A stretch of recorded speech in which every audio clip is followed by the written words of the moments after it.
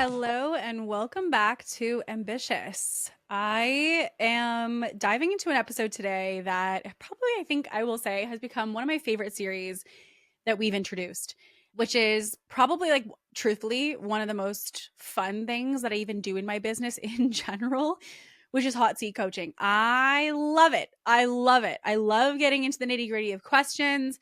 I love getting into the nitty-gritty of people's businesses. Q&As for me have even been as a client something that I really, really enjoy. And hot seat coaching has really been like a core pillar and something I've integrated in my entire business for a long time now. And that's because it really is a way to serve people directly based off of what is happening in their business at a given time. And this is why I do, Q&A hot seat coaching on the podcast. This is why I do it on lives on Instagram. I do it oftentimes when I'm speaking, I have a Q&A portion. Like I just love Q&A. And so, by the way, I'm not sure if you actually know this, but if you head to our website, kateperkovic.com, we actually have a form on the website on the podcast page that will allow you to submit questions that I will answer on the podcast. And if you are anybody who's going and you're listening to this and you're like, man, I would love to get Kate's thoughts on what's going on in my business right now, please feel free to submit anything that's coming up for you in there. Number one, we always love to hear from you and what you're experiencing in your business right now and what's coming up for you. But also with that, it's really a place for you if you feel like you're at a, season right now or you're at a stage where you don't have the support that you need in your business. This is a way to get that support. It's a way to get somebody else's eyes on your business if you're not in a place to maybe invest or to hire into strategic support right now. And so with that being said, let's get into today's Q&A episode. You guys may have seen in the earlier part of Ambitious, we actually have these as our unfiltered episodes. So unfiltered is meaning there's really not a lot of heavy editing that happens to these episodes, frankly, and there really isn't a crazy structure. How this really happens and how this works is my team pulls all the questions. I actually don't look at these prior. I typically will just have them popped into a Google Doc here in front of me. I will read out the question and I will answer it the way that I would answer it to a client or to somebody that I'm coaching. And so without further ado, let's get into today's questions. So number one today is the question of how do you set goals when you're somebody that doesn't desire a lot of material things? I like small things, but I'm wondering if it's actually keeping me because of this from dreaming really big. I don't really know how to quantify what big is. Man, such a good question. And I will tell you, I resonate with this quite a bit because even in my business, I thought that I wanted those things. Like I thought I wanted the big house and I thought I wanted the fancy cars and like the crazy labels. And by the way, as I say this, there's nothing wrong with wanting those things. It's really to each their own, like whatever excites you. But I bought, when I first started my business, I bought some bags, I bought shoes and, I kind of realized like it didn't give me the feeling that I thought it would. Like it wasn't something that I valued, maybe I guess what I'm saying, as much as I thought I valued it. And so for me, I actually very much resonate with this question because I think the idea of like, if you're not into material things, it's really giving yourself a new benchmark of what is the big vision and what does quote unquote freedom or achievement actually look like.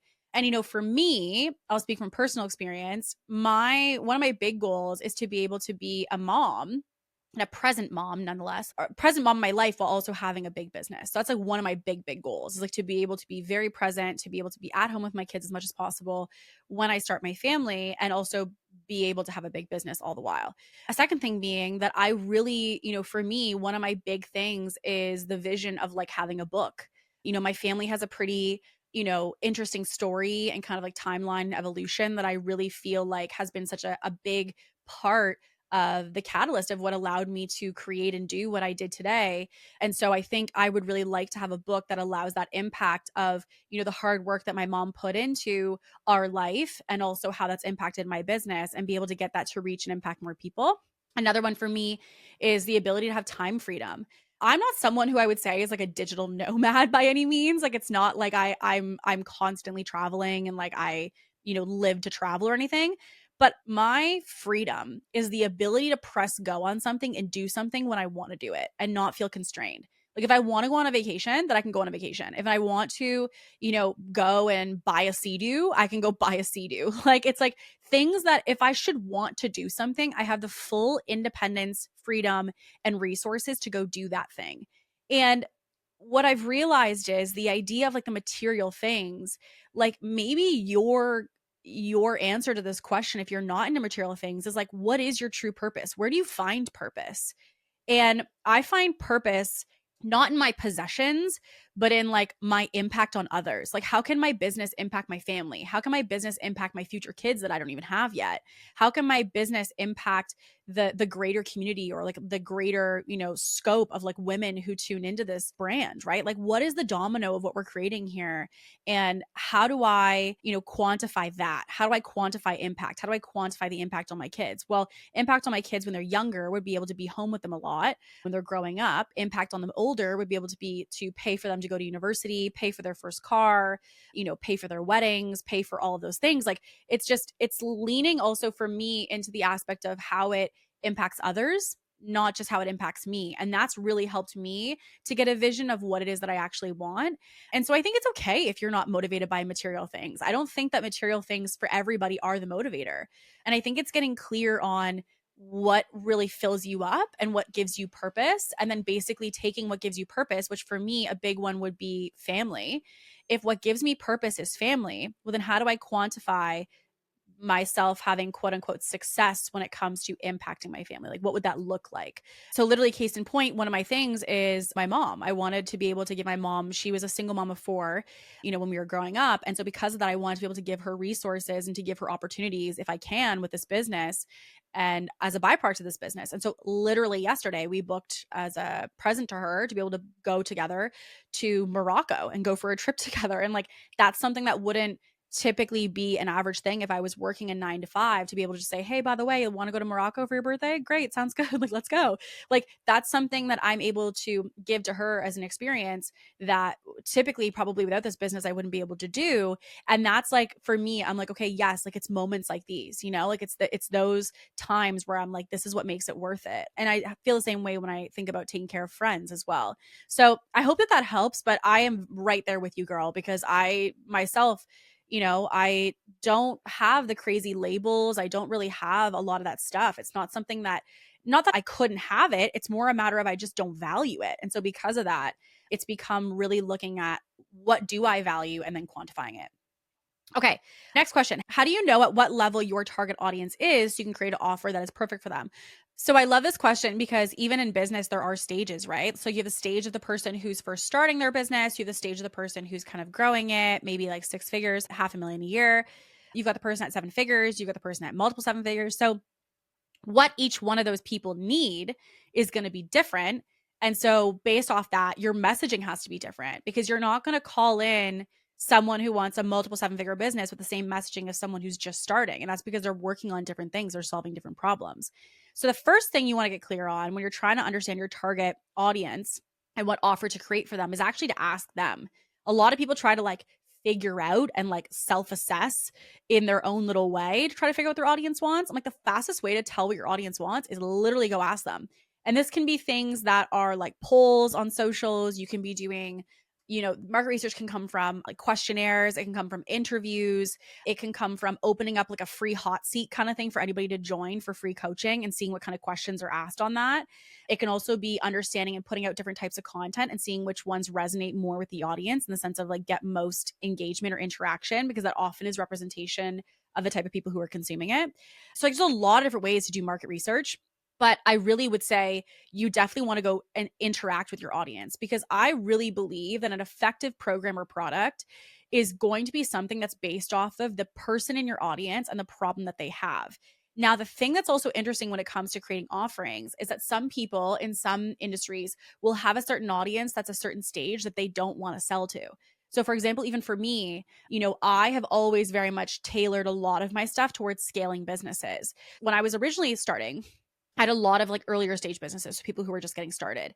And so during that, I had to be really conscious to be aware of the fact that like all my messaging had pulled in earlier stage businesses. And what I mean by early stage is like they were just getting it off the ground. And so then I was like, well, I really want to work with this person. But I had to recognize that my audience and messaging was all getting eaten up by people who were like, I want to make my first sale. I want to launch my business. And then in my mind, I had all this awareness and understanding that I wanted to help people who were scaling, i.e., already making consistent 6 figures in their business. And that was what I loved to do. Like I loved that section of business. I love all business, but I was like, if I'm going to dive in day and day out, that's the niche, if you will, of the type of person that I love to work with. And so what I had to recognize was I couldn't just come out the gate and create a scaling offer because I didn't have scaling people in my audience. And so what I had to do is I had to start to tailor my messaging to also create the audience that was the person to buy the product. Right. So like if you don't have the people to buy the product that you're creating, then you're always going to struggle to sell it. And so you have to also make sure that when we are creating it, that you have to also look at, okay, well, what kind of person do I have in my world? And do I have assessment of that? I did exactly what we're talking about. I asked the tough questions. I polled my audience. I did interviews. I put out a free questionnaire that was attached to like a giveaway that if you completed it, you got something in return. And it all was just market research for me to compile to know what stage people were at. And then once I knew where they were at, I was like, okay, great. This tells me the information I need to decide when I wanted to launch something. That was actually how we went about launching our accelerator mastermind years ago, was that I had really wanted to work with scaling entrepreneurs. So I started calling them in through my marketing. I filled up my one-on-one coaching with scaling entrepreneurs to kind of like work out the kinks basically of what I wanted my process or my approach to be. And then I took that and I transitioned that into what is now our accelerator mastermind. And that's been around for years now. And so that came though from me basically having it as like milestones of transitioning into it. Now you may luck out and you may do market research and find out that the perfect person you're trying to target is exactly who's in your audience. And if so, you won the lottery and that's amazing. But if you find that your audience is not the same as the type of offer you want to create, you also, I want you to know, can create that reality for yourself because I've done it many times. So it is possible through shifting the messaging to pull in a different person for a different product that you want to create. Okay. What is your favorite part about being an entrepreneur? Ooh, this is a good question. I feel like this has like stumped me a little bit. My favorite part about being an entrepreneur, if I'm thinking about the first thing that comes to mind, is freedom. And I don't think freedom in the sense of like, oh, like I want like a location and time freedom, but I just like the ability of not answering to someone. Like I think that's like the sexiest thing about entrepreneurship. I was thinking about it actually this past week because I was sick, and I was sick for, I don't know, I came down with some crazy virus and I felt like I was sick for ages, but it was like 10 days or something like that. And I was thinking during that, I was like, if I was at a normal job, like an average job, I would be like sick to my stomach about the fact of how much work I was missing. Like I'd be so anxious about just how much work I was not going to be at and all of those things. And so for me, I think the idea of not having a boss is very sexy to me because I just realized that like I really do like to kind of, play to the beat of my own drum, if you will. Like I enjoy the idea of being able to do what I want when I want. And it's, having ideas that I can press go on, and it's not like, oh, someone says, no, we're not doing that. The ability to be able to try out new things, to have schedule, to not have to call in sick, to not have to book off a vacation. Like it's a classic reason of why we all start our business. But I think to me, that's still the sexiest part of it. And also I will say, kind of connected to the online world a little bit. One of my favorite parts about entrepreneurship, honestly, is this like online space. And I know it gets like a bad rap, but man, I have met the most incredible people through the online world. Some of my closest friends, like we are in each other's bridal parties and we met through Instagram, right? Like it's an incredible thing that we're doing here. And we have the ability to connect with most amazing people all over the world. And for me, that's just like, I can't even, say how impactful that is. Like, it's profound, the amount of people I've been able to meet and the impact that those people have had on my life. That if I thought about the fact that I hadn't done this, I would have been pretty subject to my existing environment and therefore my existing community. And there were so many people that I wouldn't have been able to interact with and connect with if it wasn't for this business. And so I think the people, but then also the personal freedom that I have, the freedom of thought, the freedom of action, the freedom of, time, of money, of all of the things, like it's never getting old for me. Like it's never getting old. And I thought about it, and I have instances where I'm like, I wonder what it would look like if I ever went back to a job. And then I'd like snap out of it. And I realized like, I'm not built that way. Like I'm really just not built to work for somebody else. And I was on a walk actually with another entrepreneur, and we were talking about it. And I said, like, I think I'd get fired. Like, I think I would genuinely get fired. Like, I don't think that I could work for somebody else because I don't have it in me anymore. Like, I'm not wired that way anymore. And so I think I would have to really like unlearn quite a few things about the way that I operate right now in order for me to answer to somebody else again. So if I'm going to say like, candidly, not working for someone else is the best part of working for myself, like, or working as an entrepreneur, if I could put it that way. Okay, so next question is, my membership is currently open to come in at any time. I'm contemplating shifting to an open/closed cart with my membership and having tiers to provide more in-depth support. Do you have a perspective on one model versus the other? Such a good question. It's kind of two questions here, which is the integration of tiers of support and then open and closed carts. So I'll kind of address both. Open and closing of a membership, can you do this? Yes. But ultimately, what I'm hearing you say when you're like, should I do open and closed cart for my membership, is that you're trying to create urgency. And so when you want to create urgency, you don't really necessarily need to create open and closed cart in order to do that. Because like even for us, we have multiple of our offers, which are considered to be evergreen, which is the fact that they're always open. But we create urgency by basically having promotions, sales, and surges of energy around that offer that create an influx of people joining, and then also have the ability for people to join in between.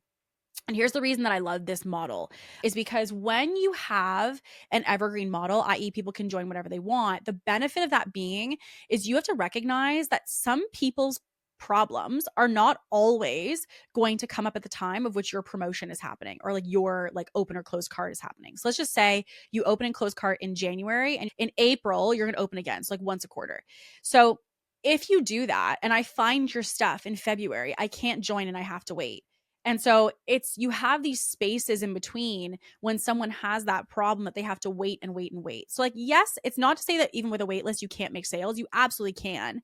It's just, there's a lot of instances where people in businesses that I've seen have lost sales because they don't have offers available when people want it. So I'm more of the thought process of, why don't we have as much as we can? Now, there always is situations where open and closed is warranted, and it's really specific to the situation.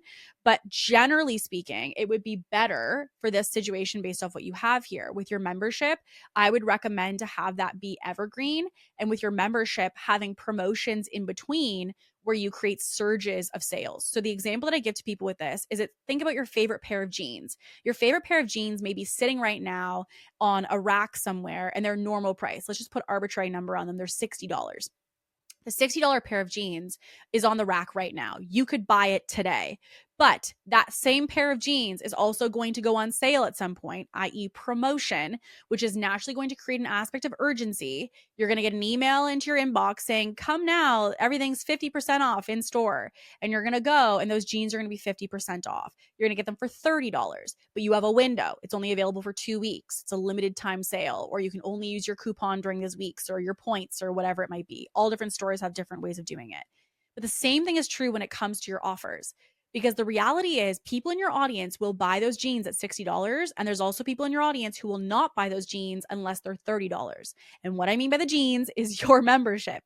Your membership can be available all the time. And it can also have surges and promotions where you have a specific offering. And it doesn't have to be a discount, but there's a specific offering that's made for a limited amount of time. And that creates a surge of sales, i.e., people wanting to press go on it because of that. And so the thing that I usually do is try to run surges or promotions around our evergreen offers on average, not always, but on average once a quarter or once every 6 months to create a surge of people, but then also allow, as people have pain points and problems, for them to come in consistently. What I think I would say during the evergreen periods, the promotion periods are easy, but the evergreen periods, it's really a matter of you also making sure that you have intentional marketing that's cueing your membership to be top of mind. It just sitting there on a sales page with no actual attention being drawn toward it is not going to be great, because it's just going to be something that people have to kind of naturally discover. And so that would also be something I'd be very conscious of, is the marketing you have that's pushing toward the membership consistently. Like, what does that look like? Now, you also have the other aspect here of, I'm considering having tiers to my membership. Do you think that I need to be offering tiers of different support? And I get asked this question even not in connection to memberships. I get people asking me, do you think I should have different tiers of support for my offers? And here's my honest feedback. No, I don't think that you should. And the reason I say that is I think depending on the offering, you have to be very careful that when you go to sell one version, which is like the VIP or like the elevated support or like the premium version, that when you do that and when you sell that, you have to be very conscious that you're not unselling the other side, which is the fact that if someone is buying your membership at its normal price, let's just say, again, arbitrary number, $47 a month, and you're like, upgrade now and get one-on-one support and all of this for $97. You have to be conscious in the marketing. It is possible to do it. The reason I always try to kind of caution against it is because I don't see it done very well most of the time. And so because of that, I really oftentimes see that people's marketing makes me feel like the $47, I'm kind of getting gypped or I'm getting less than. I'm not getting the same experience because I'm not upgrading. And so we don't want people to feel that if they don't upgrade, that they're basically getting any lesser of an experience inside. To do it effectively is a lot more a matter of how you're marketing it more than anything else. So those are my thoughts around membership on the open and closed cart versus evergreen. And then also when it comes to tiers of support. Okay, next question. What so funny as we're talking about this. When does ITI open? So ITI is, and if you guys haven't heard of the ITI, we'll go into this at some point, a full-on story about it. But ITI is basically the umbrella of our business. And so ITI stands for impact to income. And ITI is the umbrella. So think about it like the Coca-Cola, okay? And we have different sections underneath that. We got the cherry Coke, we got the Diet Coke, we got the Coke Zero, we got all kinds of different selections underneath that. But the main umbrella is ITI. So we have ITI Foundations, which is currently on waitlist right now. So if you want to be added to that, it's for anyone who's newer in business. This is going to be a program that we're coming out with that is kind of being revised and is going to be probably one of our lowest investment things that we offer to date in our business. 2, we have our VIP days, which is really an intensive offering, which is an ITI VIP day. It's an intensive experience with myself. 3rd, we have our ITI Accelerator Mastermind, which is a 6-month mastermind for anyone looking to scale. And 4th, we have ITI Private Mentorship, which is one-on-one coaching with myself. And so with those, ITI being open, really all of those offers are evergreen, which means that they're always technically available. If you want to enroll, here's the thing you want to be aware of. Number 1, as I said earlier with this question around memberships, we do promotions. So there are going to be times where we have a surge. We do not announce when they're going to be. We just have surges once in a while, sometimes twice a year, sometimes once every quarter. It really depends. We have surges where we have certain promotions. So for example, the most recent one being if you were to join at that time, instead of getting it for 6 months, you get a bonus month complimentary. But you had to take action during that window. And so that's like one of the examples of something we've done. Now, the other thing that's also a big part of this being quote unquote open is availability. We do not just let any endless amount of people inside of this program. This really is for any of our programs, something we're very protective of the experience of it. And so because of that, we also do have capped enrollment, basically meaning even though you can technically join anytime, you may have a deferred start date because we don't have a space for you to slot in. So basically how it works is as people leave the program, we add other people to the program. And so basically as a slot opens up, that's the slot that you get slotted into. When that's going to be, when you reach out to me, it could be that it's next week, and it also could be that it's a month from now, or it could be that it's 2 months from now. So the best way to know, frankly, if I'm going to be really direct with you, just reach out to me. If you're thinking about going into coaching, if you're thinking about joining ITI in any capacity, you're thinking about a VIP day, you're thinking about accelerator, you're thinking about private mentorship, I always recommend people to reach out to me. My DMs are always open. And really my goal, honestly, is just to tell people, hey, here's what I think of your business. Here's what I would do if I was going to support you.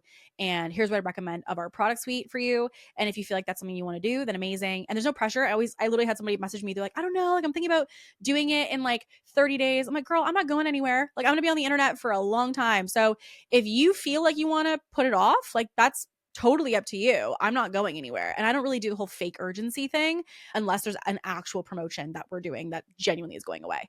But the offers are not going anywhere. So we will be here when you are ready to move and to scale. Okay. So what is your biggest fear? Mm-hmm. I would say the number one thing that comes up for me, and I'm just not going to filter it, is like not achieving my potential, not achieving the potential of what I have in me. Because I'm like, why am I getting emotional about this question? This question is stumping me. I'm sorry, you guys. Have a little bit of a moment over here. My biggest fear is that I don't achieve what I had in me to achieve. And in any bucket, like I think health-wise, am I achieving what I could do? Like, could I do a triathlon? And I'm just not, because I'm not really tapping into that part of myself. Could I be a better, leader to our team? And I'm not, and I'm missing a piece of my potential, and I'm not tapping into that. Do I have potential to do something greater that I can't even see right now? Like, do I have the ability to be a best-selling author? And do I have the ability to be this like massive stage-wide speaker? And like, do I have these things that are in my future that I'm not tapping into my potential of? And I think that's my biggest fear, because I think, even in starting this business and getting into this pathway of my life, it wasn't something that I foresaw for myself. Like, it wasn't like I didn't foresee any of this happening. Like, this was not like I was like, 10 years old being like, I want to be an entrepreneur. Like, it was never something that I had thought was going to be where I ended up. And so I think because of that, it started to break my brain a little bit of like, are there a million things that I probably could do and could achieve that I am capping myself in believing that I could do? And I would hazard to guess the answer is yes, that there are things I'm capping myself in even to this day. But I think that's my biggest fear, is like looking back and feeling like I wasted my 30s or I wasted my 20s, or like I could have done that. And like, I didn't push myself. I didn't stand for myself. I didn't speak my truth. I didn't, take that big scary risk. I didn't take that big action. And, I,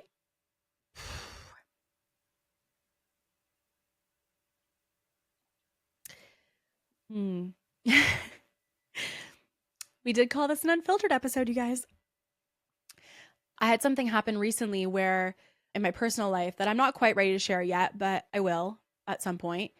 And it hits on this, which is the fact that like I was scared I was not going to hit my potential. And I had to make a really hard decision because of that. Probably like the most difficult decision in my whole life. And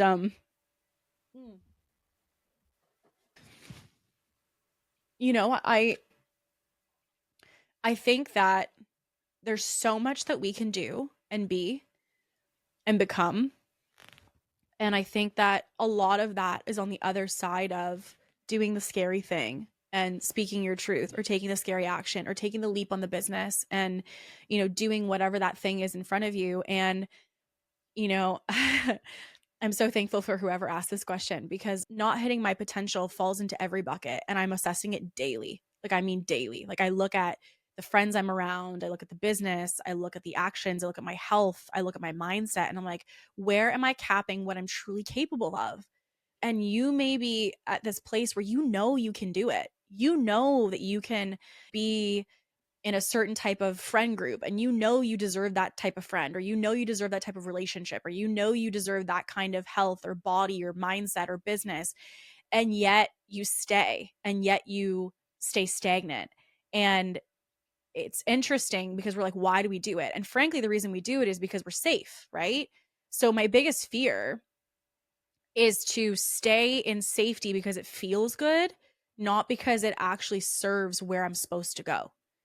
And it's a very difficult thing to navigate, tapping into your potential. But I think for me, it's 1,000% my biggest fear by far, because, every day that passes is time we're losing, right? Like, at the end of the day, the clock is running, whether we realize it or not, or whether we want to focus on it or not. And yeah, such a good question.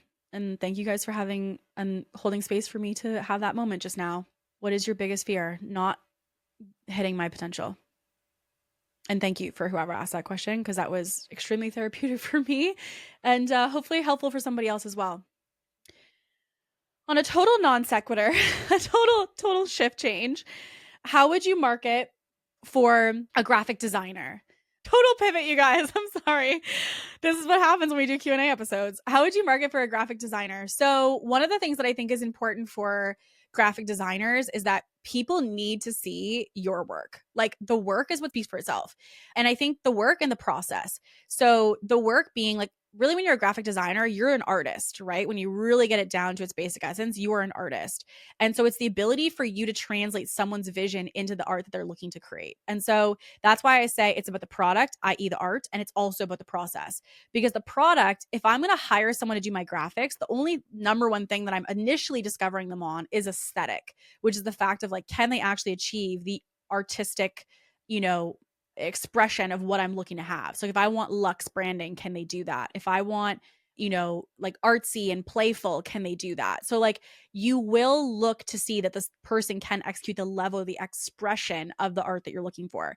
But the reason I say, obviously that's the end outcome you're creating, but the process is also important, because I can tell you, as somebody who's done a lot of different design work in our business, one of the things that I think is really a part of that is getting someone who understands your vision, right? So like getting somebody who can be able to take the clarity of, what you have right now and decipher that to be like, hey, here's what I hear you saying. And you'd be like, oh my God, yes. So for me, I would also be accentuating the process portion and having testimonials or reviews or case studies speaking to the fact of like the client knew they wanted A, B, and C, and then this is what we got them. And like showing people how basically the language that's in their head is something that you understand.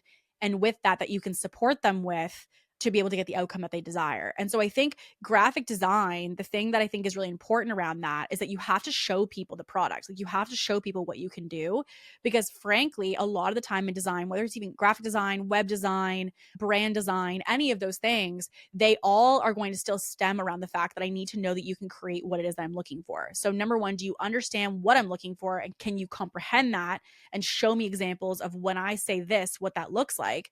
And then most importantly, show me examples of what I'm already looking for. And so I think those are the two main things that when someone's searching for you, they really want to know and feel with full confidence that you can do that. So that's what I would say for marketing to a graphic designer. All right, I'm pivoting from a done-for-you marketing agency to going into coaching, and I'm struggling with messaging. My existing done-for-you clients are not ideal coaching clients because they'd rather pay to have someone else do it versus learn it themselves. Any suggestions? So basically how to pivot your messaging from done-for-you marketing to coaching. How do I make that shift? So here's actually the fun one on this one. It's actually technically the same because the outcomes that people want are to basically have the same thing. It's the identical thing. So like for us, when we talk about in marketing, we think about the three pillars of outcomes. So the number one pillar is visibility. Second one is to nurture. And third one is conversion. So when we look at marketing success, those three things are what people want to achieve. There's only two ways in which people achieve that. We'll do it for you, or let us teach you how to do it. The thing that is important to recognize is that when it comes to coaching, coaching is just a different call to action on the exact same message. And frankly, this is also why we have people that we support who have both. Like we have people who have agencies and they also offer consulting on the same profile, on the same marketing channels like Instagram, TikTok, whatever it might be. And the reason they're able to do that is because the problem the person is looking to solve is the same. They want to get visibility. They want to know how to nurture their audience. They want to convert people into clients. But the process in which they're looking to use to solve that problem is different.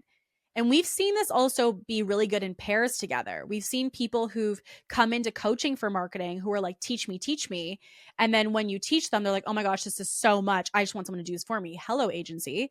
Or people go into agency and they're like, man, this really feels like, I feel like I kind of know what you guys are doing now. I feel like I get the gist of it.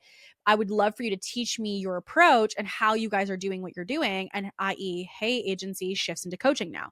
So like they can be very complementary inside the same business. It's not that you have to separate them or that you have to choose one or the other. You can also keep both. But the thing that I would say when it comes to your messaging is actually that the messaging itself is not actually all that different. Because when people are hiring you as an agency or they're hiring you for coaching or consulting, it still is with the goal of getting the same outcome. We still want to see visibility. We still want to see nurturing. We still want to see converting happening. It's just when they see that, are you responsible or are they responsible? And so the main thing that we've done with people in instances like this is we've literally just said the call to action is the different thing and the accentuating of introducing the service is different. So of course, as an agency, you're like, listen, like this is what we did for our clients when we managed their account. That's agency messaging. The other one would be this is what we did for our clients when they learned our framework, right? So at the end of the day, it's still like very similar, like they're sister messaging kind of thing. Like they're very, very, very close. It's just more the process and the intention of why someone's going to invest is going to be different. And so then when we're positioning the offering, we want to keep that in mind as well. So personally to me, I would say the call to action and the introduction of the product and the process is the biggest difference in how you're going to take the existing audience you have right now and go from agency into coaching and consulting. The thing I want to encourage you about though is the fact that this is actually a fairly seamless transition because I actually have had multiple clients who've done this.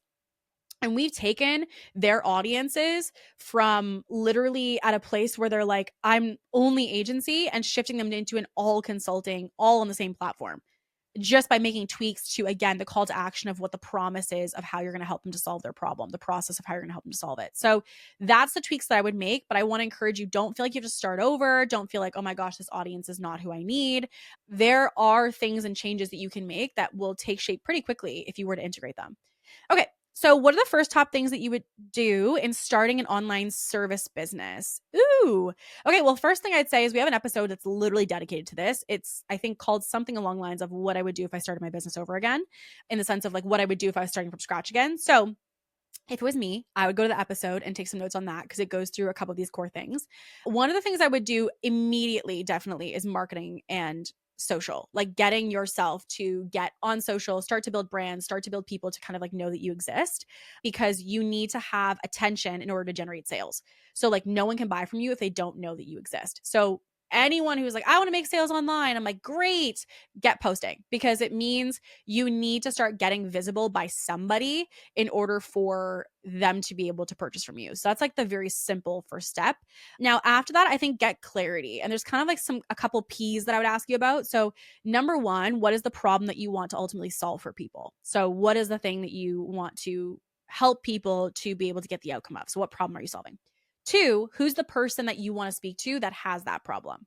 So is this a specific type of stage of person? Is this a specific type of avatar of person? Like, who is the person you're speaking to? Three, what is the process in which you use to solve that problem? So kind of to the earlier question, when we're looking at the process is like, are you doing this through an agency? Are you doing it through consulting? If so, what is your approach in the agency or the consulting? And what's the lens that you approach the solving of the problem from that allows it to be unique to you? So what is your unique approach in the process of how you solve their problem? Number one is problem. Second is person. Three is the process in which you solve it.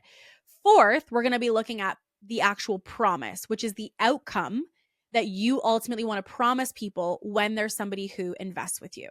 So the promise being, where's the outcome? Where's the destination? Where do they end up as a byproduct of taking action with you? So those are the P's. And then also we're going to look at, really outside of that, getting one consistent sales process. So I really believe in kind of like the power of one when you're starting your business. So one platform, one offer, one person, one sales process. Like you really need to have singularity of focus to really move the needle when you're first starting your business and getting things moving. So that's what I would say when you're first starting an online service-based business.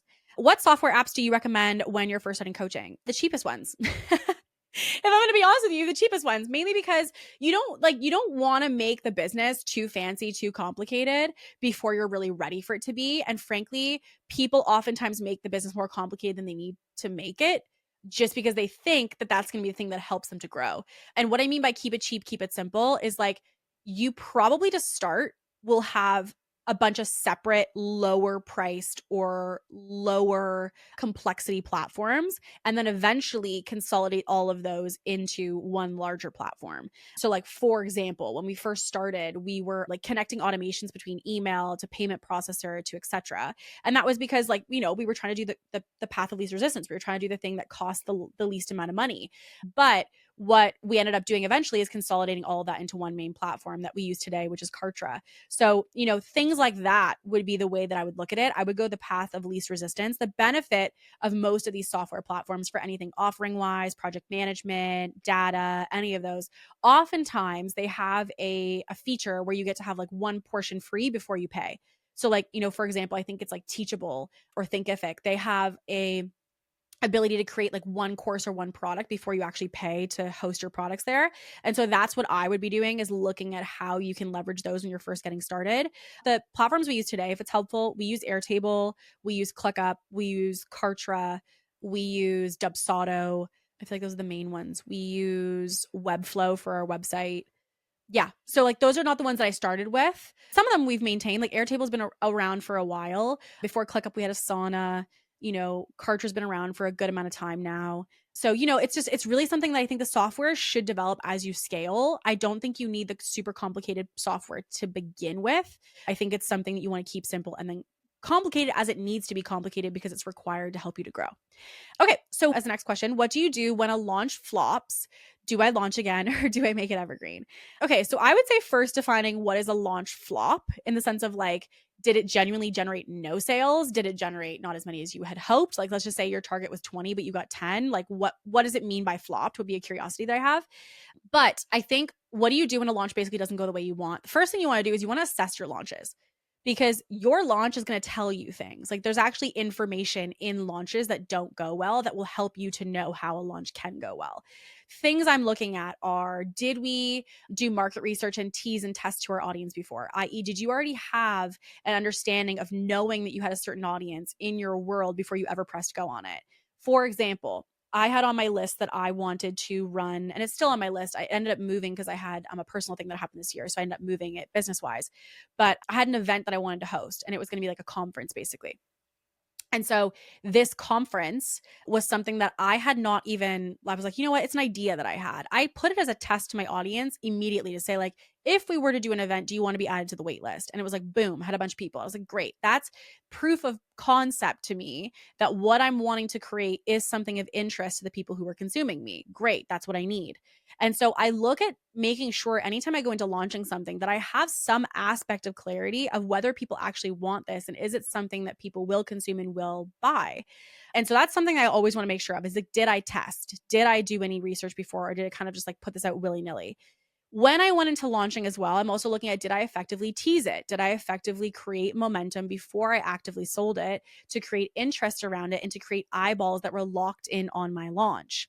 I feel like we need to do a whole separate launch episode, because I feel like a launch episode breaking down how to effectively launch would be, now that my brain is going, probably something that would be good. So you guys can DM me. Let me know if that'd be helpful for you. If you're like, yes, I want a launch episode, literally just say, hey, Kate, I would love a launch podcast. That will help me to give a thumbs up to let me know that launching would be something you guys want to learn. So what do you do when a launch flops? Look at the market research, look at the testing, look at whether you teased effectively.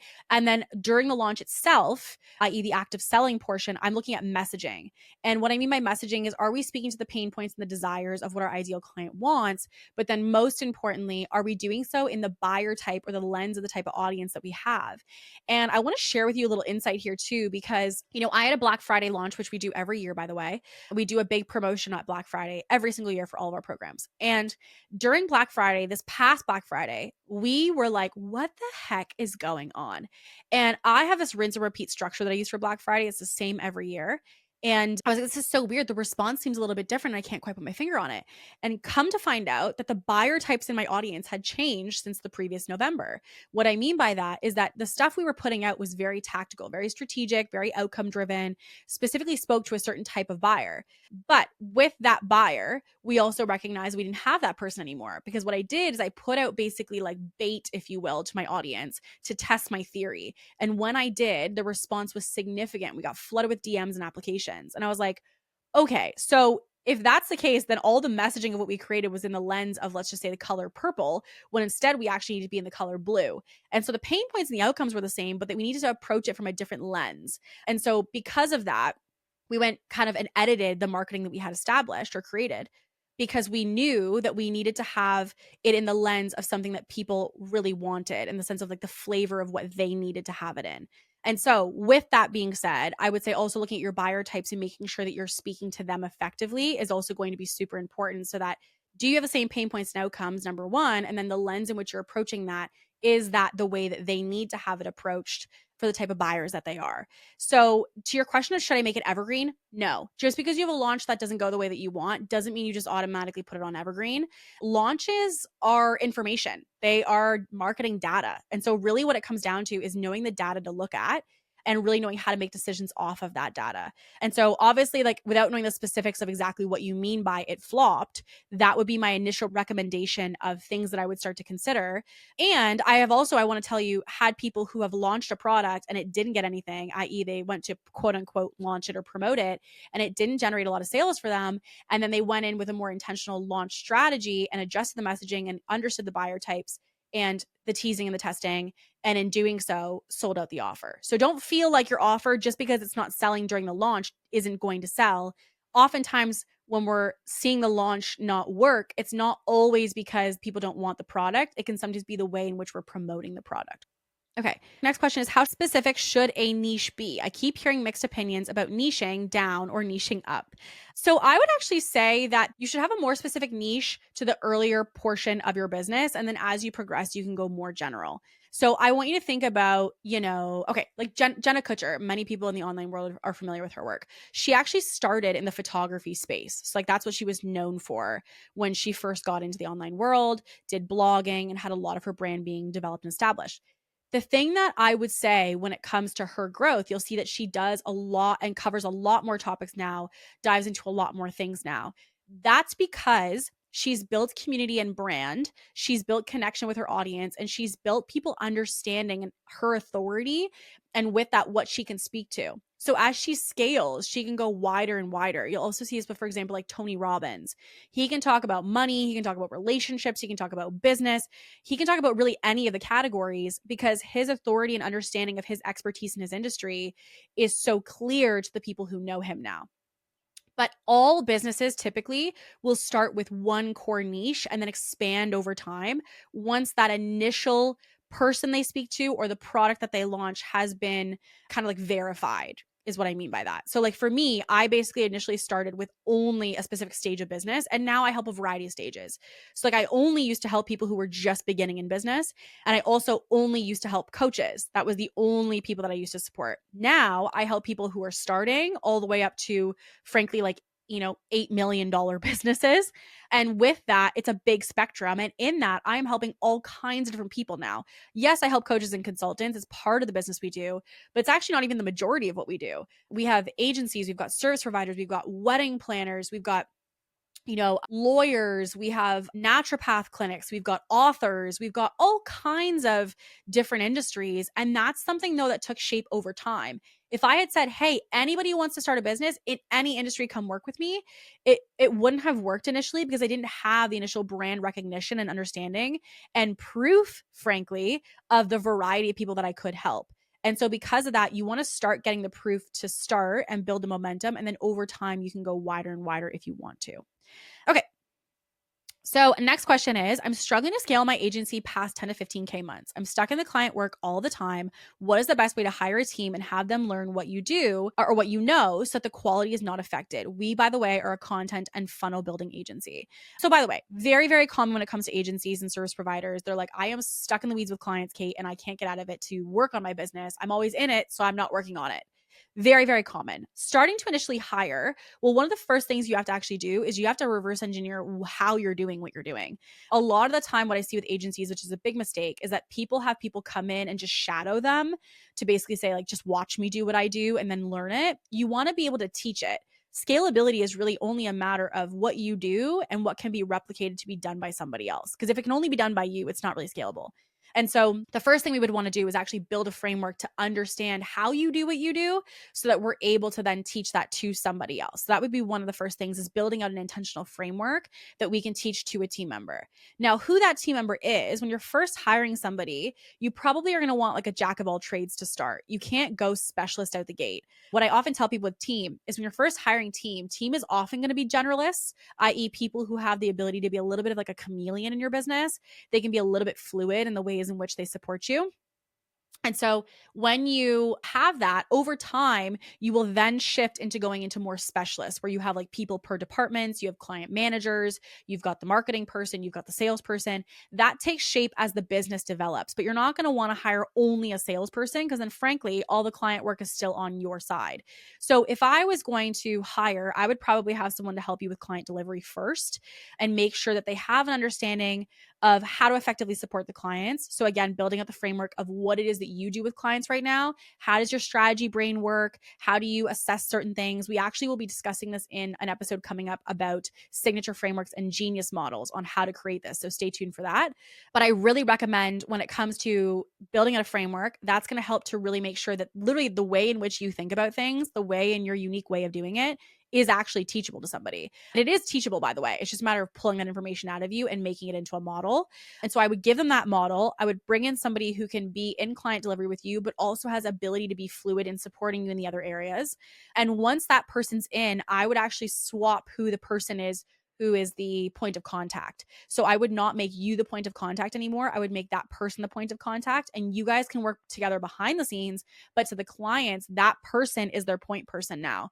And so I would bring that person in as part of onboarding of new clients so that that person knows, hey, like this is your client. I'm behind the scenes supporting the team member, but I'm not interfacing with the clients like day to day. Obviously, if they need you, you can contact them or connect with them, but you don't want you to be in the day to day of the weeds. And so really the starting point of all of this though is getting clarity of how you do what you do, because only once you get clarity of that will you actually be able to understand how to teach somebody else to do the exact same thing. So I would say start with the team member, start with hiring that person based off of two things: the position that you need filled, i.e. the ability for them to be like a fluid person who also very much is comfortable with communication with clients, but then also looking at the personality. We want somebody who's adaptable. We want somebody who has the ability to kind of respond to things as much as they are proactive, because when you're first hiring and your team is not established, your processes are not established, like you have a lot that's basically being created, you're going to need a little bit of leeway. Like you're going to need a little bit of a buffer because everything's not perfectly created. So because of that, you need to have somebody who can have that fluidity with you, who doesn't need everything perfectly precise in order to take action. Over time, as your team scales, you'll have that. But for the first person, it wouldn't be something that you'll have established. So you want someone who has the mindset or the perspective to be able to be fluid with you. Alrighty. And okay, I receive a lot of applications, but my close rate isn't as high as I'd like. I've been told it's a matter of making more high converting content, but wouldn't this be more of a sales versus a marketing issue? Oh my goodness. This is my favorite question ever. And it's my favorite question ever because it really is the most misunderstood and it's actually the easiest to solve. So that's why the two things that get me excited about these questions. Okay. When you are looking at marketing's job is to create interest. When I hear people say high converting content, no. Content is not meant to convert people for you, okay? It's a catchy slogan. I will give it to all the marketers who are using that slogan. Well done, because it is a catchy slogan. But content that converts, that's not its job. It's not its job to convert people into you. That's the sales process's job. Content that converts, what they're really saying when they say that, is content that brings in an ideal client who is primed to be potentially ready to buy. Okay. That's really what people are saying when they say content that converts. Okay. So marketing's job is to bring interest. The example I give to people is your coffee shop. Okay. Let's picture you have a coffee shop. If you have a coffee shop, marketing's job is to bring a lineup of people outside the front door. I'm creating a surge of interest because of the marketing. The difference of whether the person in that coffee shop buys a coffee or buys nothing, buys a coffee, a donut, a sandwich, and a water to go is all to do with the sales process, i.e. when they get there, i.e. you may have seen this at Starbucks. You'll go and get a drink in the morning and you'll say, great, I'm going to get a latte. They'll say, great, anything for breakfast this morning? That's a sales process. That's not marketing. Marketing was the ad that you saw in someone's TikTok about Starbucks. And it was the board that they have at the time when you order. That's marketing. Them cueing you and asking you questions is sales. So when we're looking to say people are not converting, the way that I decipher this is how much interest do you have? If you have interest of people who are ideal clients, and what I mean by that are people that are at the stage of the problem that you solve, and they are the people who have the problem that you need, you do not have a marketing problem. You have a sales problem. So there's a line between these two sides, and it's something I could rant about for like 45 minutes. It's something that needs to be rewritten in the online world because there's a wall between these two. Marketing's job is to create interest. I broke this down for a client yesterday, actually. And I said, sales is like a chain. Okay. So picture a chain. A chain is full of a bunch of links. Those links are all pieces of important data. They tell us a story about what's happening in your business right now. And so if you have a lot of interest and they're not converting, that's not necessarily a marketing problem. Are there always marketing tweaks we can make? Sure. Can we adjust the buyer types? Sure. Can we speak about objections we're hearing on calls in the marketing? Sure. But generally speaking, if you're having people booking a call in the first place, sliding into your DMs in the first place, it's happening because the marketing resonated with them. So very rarely is it going to be just a matter of marketing. The sales process chain and the links associated are all a different piece of data with a different story. So number one, let's just say an application funnel. So application to call booking. Say you have that. If you're somebody who has that, your interest is how many people are clicking on the application. That's like link one. Link two is of the people who click on the application, how many people are completing it and finishing it. That's link number two. Link number three is of the people who complete the application, how many people are going and booking a call, or are you having a drop off there of some kind? Great. Okay. X amount of people are booking a call. Amazing. Next link, of the people who booked the call, how many people are showing up? And what was interesting is you'll see when you audit your sales process, the domino, and you can do this with DMs too, right? How many people message you in DMs versus how many people do you ask them a question versus how many people do you pitch the offer to versus how many people do they close? Like there's so many different ways of what those links can look like. And it's very dependent on what your sales process is. So if you need help with this, by the way, slide into my DMs because I can give you all the voice notes and thoughts on this. But when it comes to the links in the sales process, each of those is a piece of data. And so when someone's like, Kate, like my sales, I'm like, give me the information, give me the data. And when you give me the data and I sort it based on the links, you will literally see a glaring, obvious result of what the actual issue is. And so maybe, I can't say depending on yours, maybe it's a marketing thing, but generally speaking, 9 times out of 10, when someone's having a sales problem, it's often because of something in the actual sales process or the way in which you're selling them in the DMs, on the calls, how you're communicating the value, all those things. For example, I had a client who's an absolute, just incredible human, just smart business owner. She came to me and she had an offer and it was $4,500. She's like, Kate, this thing does not close. And my last coach told me that I need to decrease the price because no one's going to pay that. And I was like, no. So I said, has anyone paid it before? She was like, yeah, but like very few people. And I was like, okay, but they have bought it. And she was like, yeah. And I was like, done. So I was like, sales process. We go into her sales pipeline, look at her application, look at her call booking, look at her emails that send people confirmations, all of that. We adjust that. Then I gave her coaching on her sales call itself of like how she was selling the offer, how she was communicating the offer, all of this stuff. Tell me how this week alone, she messages me, she's closed 4 people at the $4,500 price point for that offer.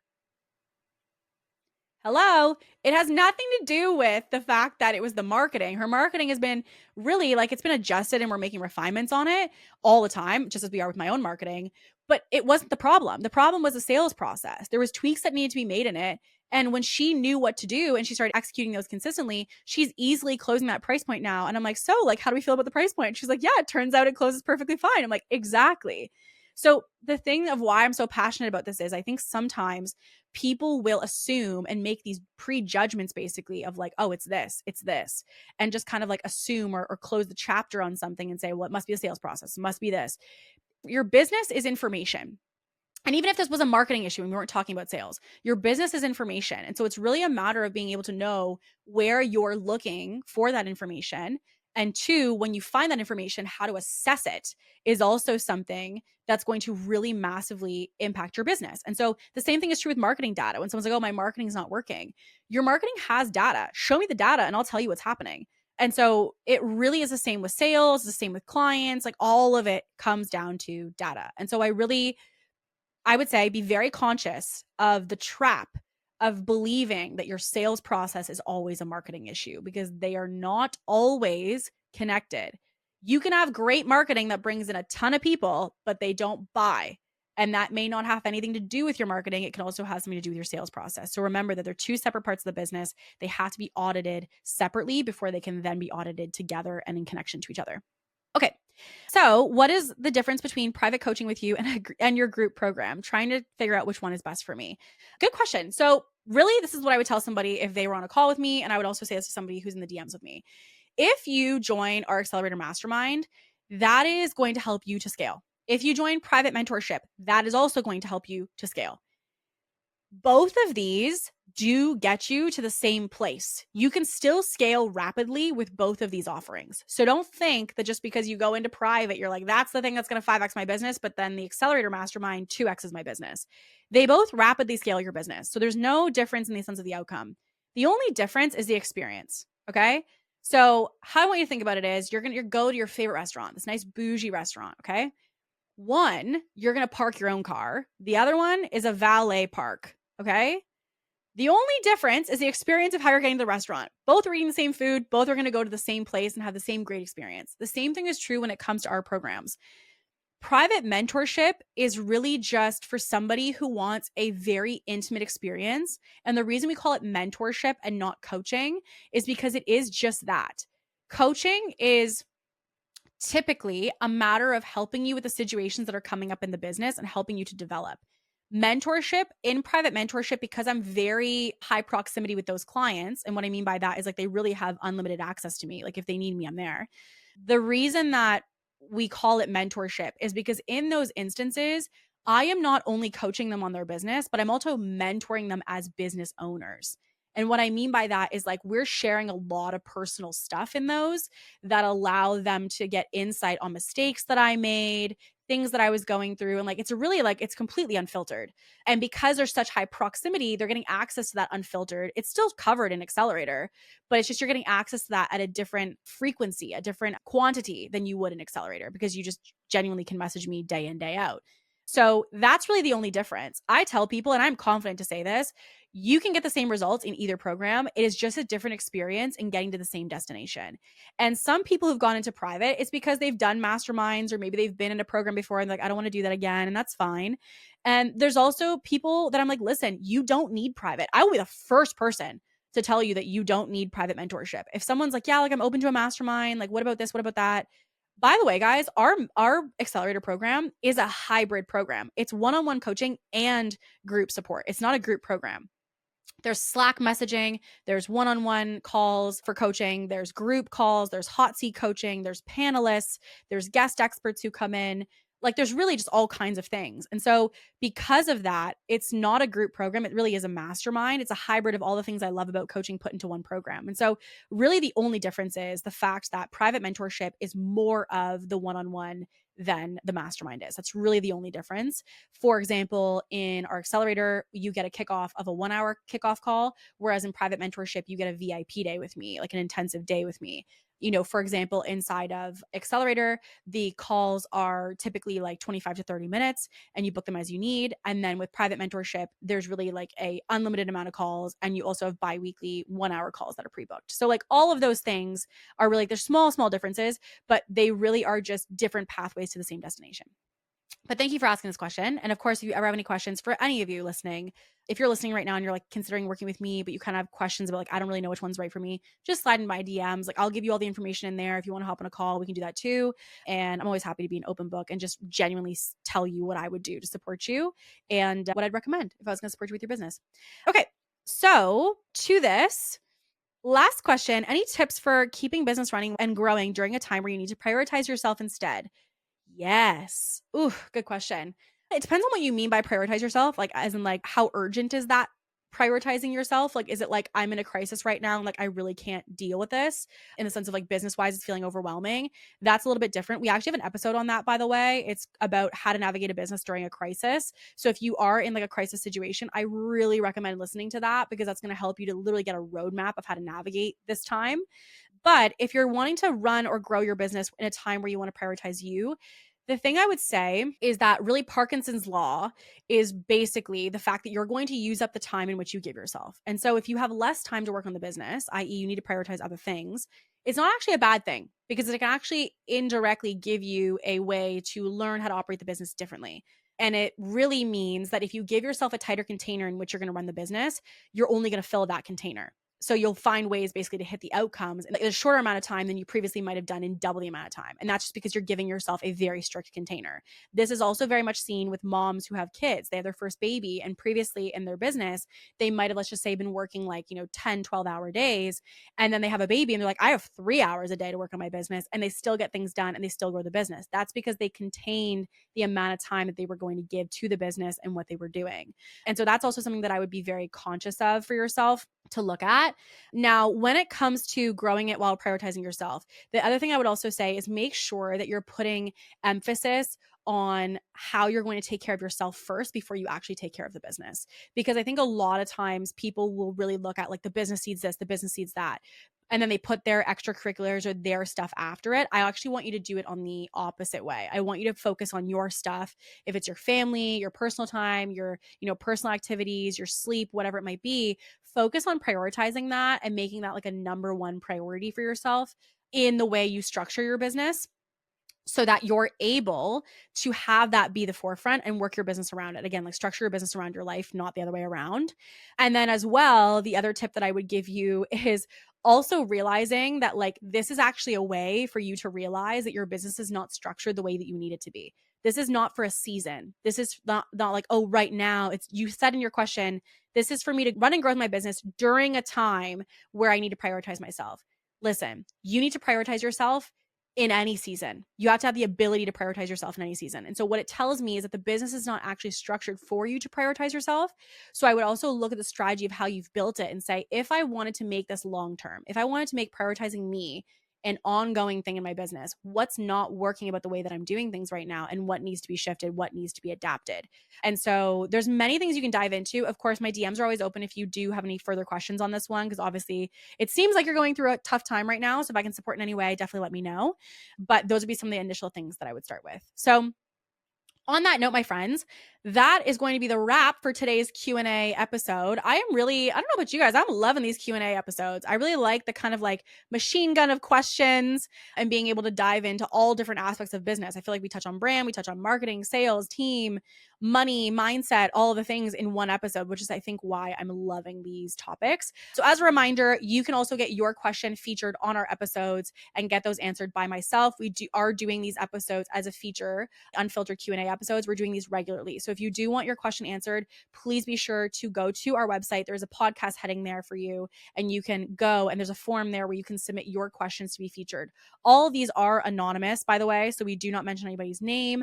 We don't mention any specific factors about anybody. This is literally just a way for you to get my coaching. As if you were to ask me a question on a hot seat or a Q&A as my client, here's what I'd recommend to you, or some of the things that I would say.